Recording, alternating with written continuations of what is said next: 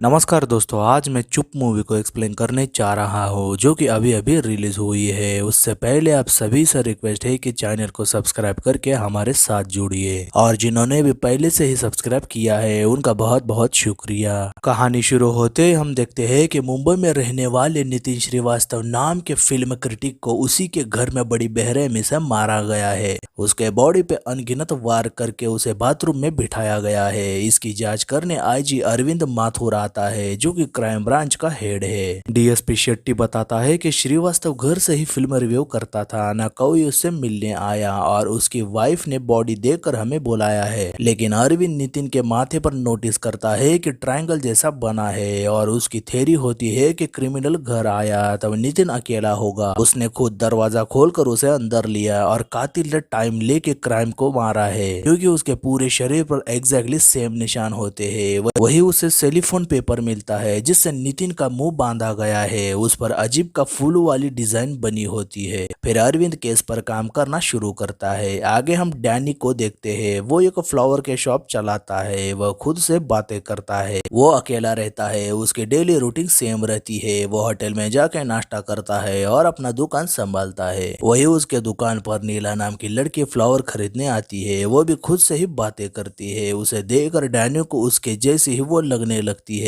वो इस बात से मन ही मन बहुत खुश होता है। नीला उसके पास से टूलिप फ्लावर लेती है जो कि इंडिया में उसे नहीं मिल रहे थे, पर डैनी के शॉप पर उसे आसानी से मिल गए। वो उसे पैसे देने लगती है पर डैनी उसे पैसे नहीं लेता है क्योंकि वो उसे पसंद करने लगा था। नीला भी उसे देखकर अच्छा फील करती है। वो अपने घर चली जाती है। नीला अपनी माँ के साथ रहती है। उसकी माँ को दिखाई नहीं देता है लेकिन माँ नीला को हमेशा सपोर्ट करती है, उसके साथ ही रहती है। यहाँ हमें पता चलता है कि नीला एक एंटरटेनमेंट रिपोर्टर है। अब अरविंद फिल्म डायरेक्टर एक्टर से पूछताछ करने लगता है पर उसे कोई भी क्लू नहीं मिलता है। और उसी बीच एक और फिल्म क्रिटिक की रेलवे ट्रैक पर लाश मिल जाती है। इस बार भी कातिल ने बड़ी बेरहमी से इरशाद अली को मारा होता है और उसके माथे पर स्टार बनाया होता है। अब अरविंद को समझ आता है कि ये क्रिमिनल एक सीरियल किलर है जो कि फिल्म क्रिटिक को ही निशाना बना रहा है और उनके माथे पर स्टार बना रहा है। यहाँ नीला डैनी के दुकान पर पैसे देने आती है पर वो पैसे नहीं लेता है। वही नीला फिर से खुद से बातें करने लगती है। उसे देखकर डैनी फिर से बहुत खुश होता है पर उसे पता चलता है कि नीला तो एयरबड लगा के अपने दोस्त से बात कर रही थी। डैनी निराश हो जाता है क्योंकि नीला उसकी तरह नहीं होती है। वो बहुत निराश होकर उससे पैसे भी ले लेता है। अब नीला को ये बात बड़ी अजीब लगती है पर हम देख पाते हैं कि नीला उससे भी प्यार करने लगी है और वो वहां से चली जाती है। पर डैनी उससे प्यार करने लगा था। वो अगले दिन उससे मिलता है। नीला एक मोमबत्ती का डॉगी खरीद रही थी तब डैनी उससे पैसे देता है और खुश होकर उससे बातें करता है। अब आगे हम अमिताभ बच्चन को देखते हैं जो कि अपनी फिल्म थर्ड एम्पायर के लिए इंटरव्यू देते हैं और उसी रात क्रिकेट ग्राउंड पर एक और फिल्म क्रिटिक की लाश मिलती है जिसने थर्ड एम्पायर को रिव्यू किया था। उसके माथे पर भी स्टार बनाया होता है। अरविंद वहां पहुंच जाता है। अरविंद ये देखकर बहुत गुस्सा होता है। अरविंद को अभी भी किलर का क्लू नहीं मिल रहा था। तब वो थर्ड एम्पायर का रिव्यू चेक करता है। तब उसे पता चलता है कि प्रभु ने थर्ड एम्पायर का रिव्यू किया था, उसे 3 स्टार दिए थे और कहा था कि फिल्म बिल्कुल अच्छी नहीं है। ऐसा लग रहा है कि यह फिल्म ब्रेन किडनी सब कुछ अलग अलग कर रही है। ये पढ़कर अरविंद बहुत गुस्सा होता है क्योंकि किलर ने एग्जैक्टली प्रभु के सारे ब्रेन किडनी सब कुछ अलग अलग करके रखा हुआ था। अब उसे समझ आता है कि किलर क्रिटिक के लिखे हुए शब्दों के हिसाब से उसे मार रहा है। तब वह फिल्म इंडस्ट्री के सारे लोगों को बुलाकर बताता है कि सब लोग सावधान रहें क्योंकि किलर निगेटिव रिव्यू देने वालों को टारगेट कर रहा है। पर वो महसूस करता है कि क्रिटिक्स और फिल्म बनाने वाले एक दूसरे से नफरत करते हैं। सारे लोग एक दूसरे के खिलाफ हंगामा करने लगते हैं। अब एक रात को डैनी कागज के फूल बनाकर मीना के घर आता है। मीना की माँ से मिलता है। मीना उसके परिवार के बारे में पूछती है। वो बताता है कि उसकी माँ की फूल की यही शॉप थी। अब वो नहीं रही तो वो खुद शॉप चलाता है और वहां से चला जाता है। वही मीना का बॉस उसे कॉल करके कहता है कि गुरुदत्त के बर्थडे एनिवर्सरी पे आर्टिकल लिखो। अब मीना को डैनी ने दिए कागज के फूल से गुरुदत्त की आखिरी फिल्म कागज के फूल याद आती है। वो उस पर आर्टिकल लिखते हैं। उसके बॉस को उसका आर्टिकल बहुत पसंद आता है। वही उसके साथ काम करने वाला कार्तिक जो कि फिल्म क्रिटिक है, वो एक नई फिल्म कलिंगा देखकर उसे 1.5 स्टार की रेटिंग देता है है क्योंकि वो फिल्म बिल्कुल अच्छी नहीं होती। दूसरी तरफ अरविंद को लगता है कि किलर का अगला टारगेट कार्तिक ही होगा क्योंकि उसने फिल्म को कम स्टार दिए थे। तब वो कार्तिक को प्रोटेक्शन देने के लिए पूरी पुलिस फोर्स के साथ उसके बिल्डिंग में आता है और वो खुद रात भर उसके साथ रहता है। पर हम देखते हैं कि कोई भी कार्तिक को मारने के लिए नहीं आता। लेकिन दूसरी तरफ गोविंद पांडे नाम के फिल्म क्रिटिक की लाश मिल जाती है जिसने तो फिल्म को 4.5 स्टार दिए थे। यह देखकर अरविंद के होश ही उड़ जाते हैं। उसका प्रिडिक्शन पूरी तरह से गलत साबित होता है। और दूसरी तरफ हमें किलर को दिखाया जाता है जो कि खुद डैनी होता है। डैनी गोविंद पांडे को भी उतने ही बुरी तरीके से मारता है जितना कि बाकियों को मारा था। डैनी पांडे से बहुत हंसते हुए बातें करता है और उसे इसीलिए मारता है क्योंकि उसने फिल्म बुरी होने के बावजूद अच्छा बताकर उसे अच्छे स्टार दिए थे। डैनी का मानना है कि फिल्म अच्छी है तो उसे अच्छी बताओ, बुरी है तो बुरी, लेकिन झूठ मत फैलाओ। अब डैनी घर आके गुरुदत्त की कागज की फुल फिल्म देखने लगता है। असल में गुरुदत्त की ये आखिरी फिल्म थी जिसे फिल्म क्रिटिक ने बकवास कहा था, अच्छे रिव्यू नहीं दिए थे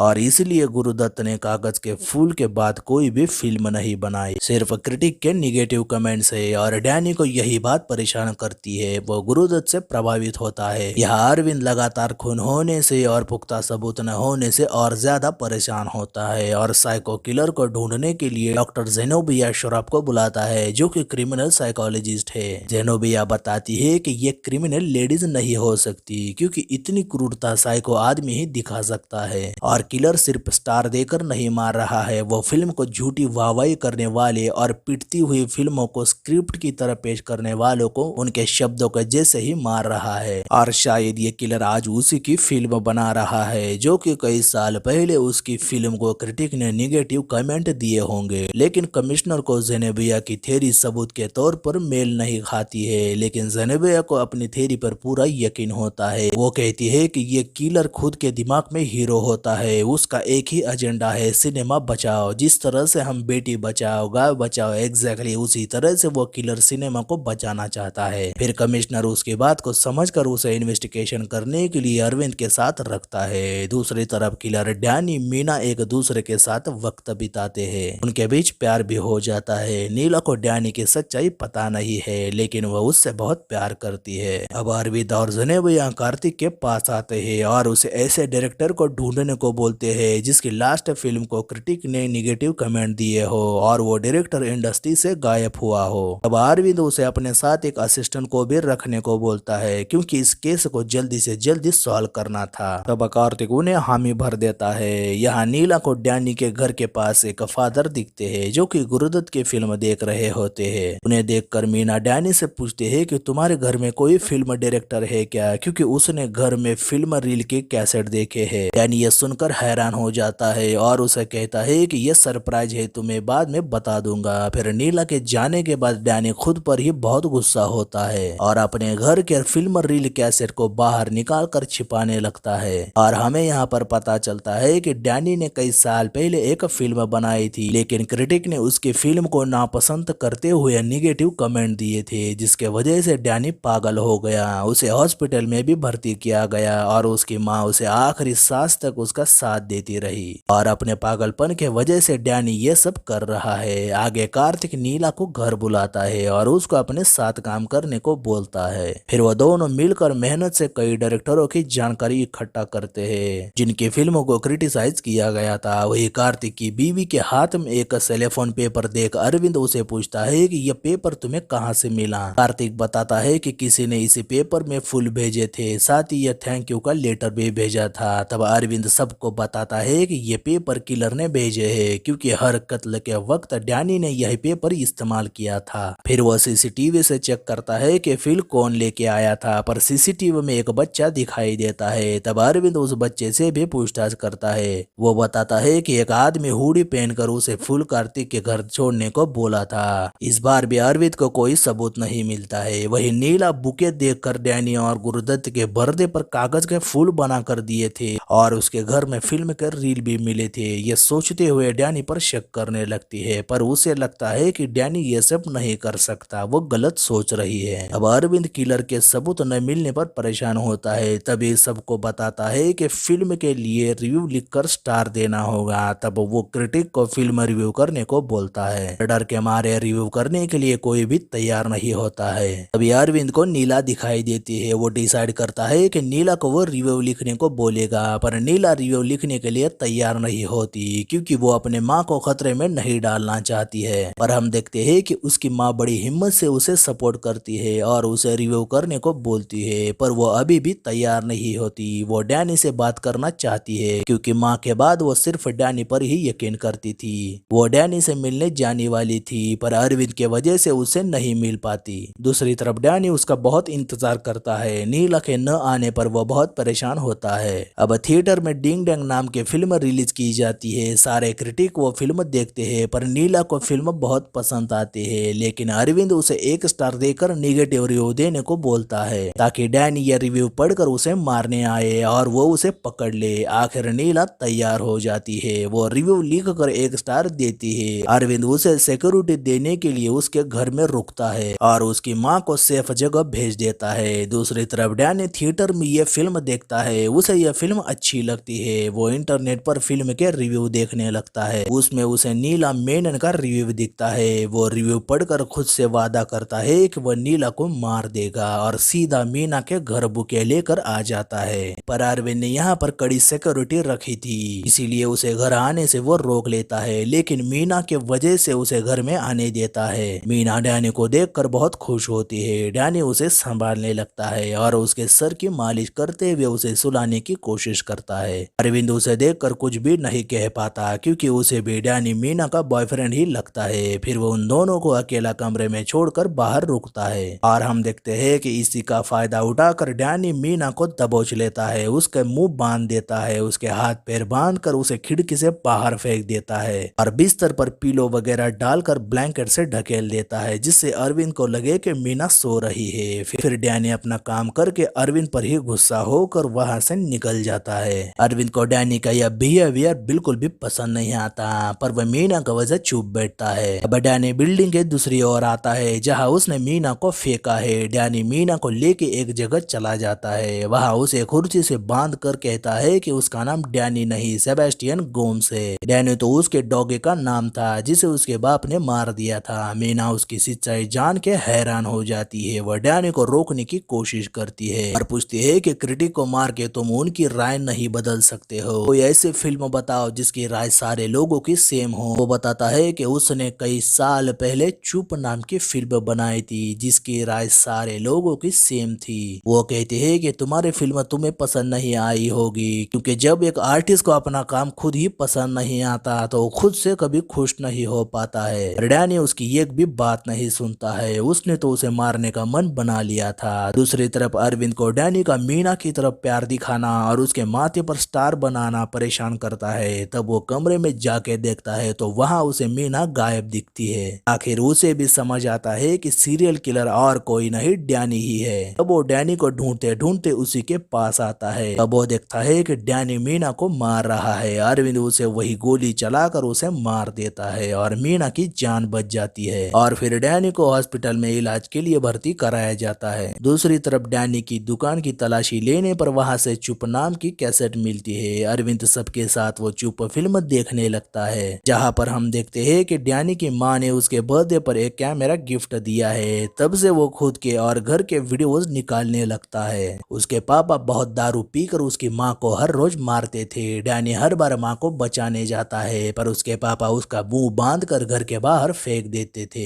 हर दिन उसके साथ यही होता था। डैनी वो सब रिकॉर्ड कर लेता है। वो पड़ोस के फादर के यहाँ पे गुरुदत्त फिल्म देखकर प्रभावित होने लगता है और डिसाइड करता है कि वो कभी भी माँ का साथ नहीं छोड़ेगा चाहे उसके पापा उसे कितना भी मारे। अब डैनी और उसकी माँ ये सब सहते सहते डैनी बड़ा हो जाता है पर अभी भी उसके पापा नहीं सुधरते हैं। डैनी अपनी माँ के वजह से उसे कभी मारता नहीं। एक दिन उसके पापा उनके डॉगी को मार देते हैं। तब डैनी बहुत गुस्सा होता है। वो अपने डॉगी को नहीं दफनाता और अपने पास ही रखता है और अपने पापा को एक कमरे में बंद करता है और तभी से वो खुद की जिंदगी पन्नों पर लिखना शुरू करता है। आखिर शराब न मिलने के कारण उसके पापा की मौत हो जाती है। तब डैनी डॉगी को दफना देता है और उसके साथ हम देखते हैं कि डैनी ने जो पन्नों पर खुद की जिंदगी लिखी थी वो फिल्म में बदल देता है। वो चुप नाम के फिल्म बना देता है। पर जब क्रिटिक ये फिल्म देखते हैं तो किसी को ये फिल्म पसंद नहीं आती। सारे क्रिटिक चुप को निगेटिव कमेंट देते हैं। यह देखकर डैनी को बहुत गुस्सा आता है क्योंकि लोगों ने उसकी जिंदगी को क्रिटिसाइज किया।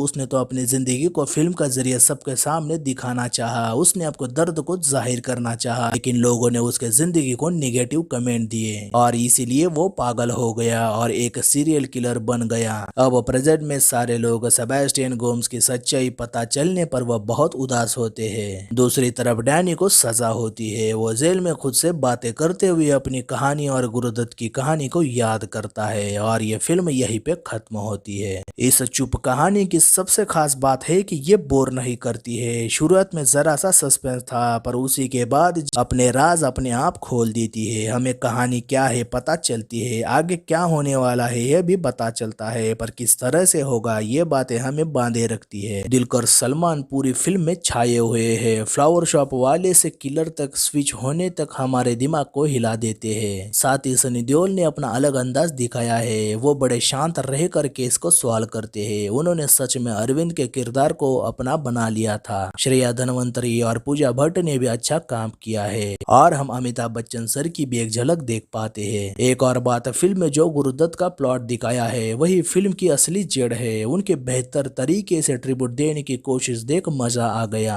डायरेक्टर आर बाल्की ने कम समय में बट बड़े ही बेहतरीन तरीके से फिल्म बनाई है। कहानी की बात करें तो क्रिटिक्स के फिल्मों पर अपने तरीके से रिव्यू देने के बारे में है, जो कभी कभी अच्छी फिल्मों को भी खराब या निगेटिव कमेंट देते हैं, जिसका सामना फिल्म बनाने वाले को करना पड़ता है। फिल्म में जितने भी मर्डर वाले सीन है वो बड़े ही क्रूर दिखाया है। ये देख होश ही उड़ जाते हैं। चुप फिल्म को देखकर एक बार डर सबको जरूर लगेगा। फिल्म को क्रिटिक या फिर गलत बोलना कितना भारी पड़ेगा इसकी याद दिलाते हैं। वैसे हम बॉलीवुड में देखते हैं कि कई फ्लॉप फिल्में 100-200 करोड़ कमाती है। क्रिटिक्स उन फिल्मों को अच्छी रेटिंग देते हैं, भले ही वो फिल्म कैसे भी हो, उन्हें उससे कोई फर्क नहीं पड़ता। उन्हें तो बस पैसों से फर्क पड़ता है। कई क्रिटिक्स सिर्फ पैसों के लिए अपनी पोजीशन का फायदा उठाकर काम करते हैं। आर बाल्की ने चुप के जरिए सारे क्रिटिक, डायरेक्टर, प्रोड्यूसर को सवाल किया है कि फिल्म सच में अच्छी हो तो उसे अच्छी ही बताइए, बुरी हो तो बुरी बताइए। ऑडियंस को बेवकूफ समझने की गलती मत करिए।